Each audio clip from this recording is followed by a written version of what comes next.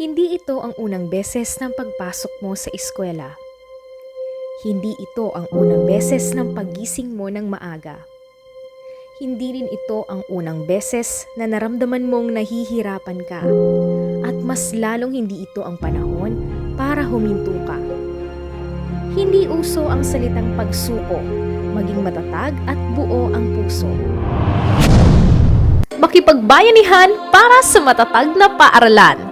Brigada Eskwela 2023. Tara na, makibrigada na! Sa nalalapit na pagbubukas ng paaralan, ay muli namin kayong iniimbitahan na makilahok sa gaganaping Brigada Eskwela simula ngayong Lunes, 14 ng Agosto. Sama-sama ulit nating buhayin ang kagandahan at kalinisan ng paaralan para sa ating mga mag-aaral. Ating ipakita ang lakas ng isang lipunan na may bayanihan tungo sa isang matatag na paaralan para sa bawat batang Pilipino.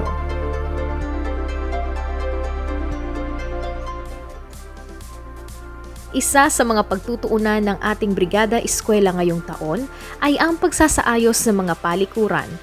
Ayon sa Department of Education, ang mga paaralan ay nararapat na mayroong isang palikuran sa bawat 50 babaeng mag-aaral.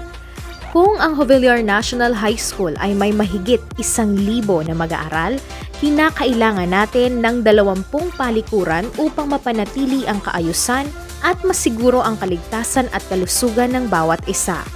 Kaya naman, ang programang Sagip Palikuran ay nangangailangan ng inyong suporta ngayong Brigada Eskwela.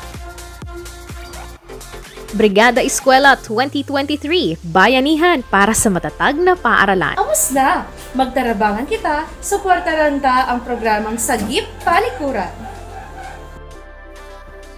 Brigada Eskwela 2023, bayanihan para sa matatag na paaralan. Amos na! Magtarabangan kita sa Brigada Eskwela para sa matatag na Jovellar National High School.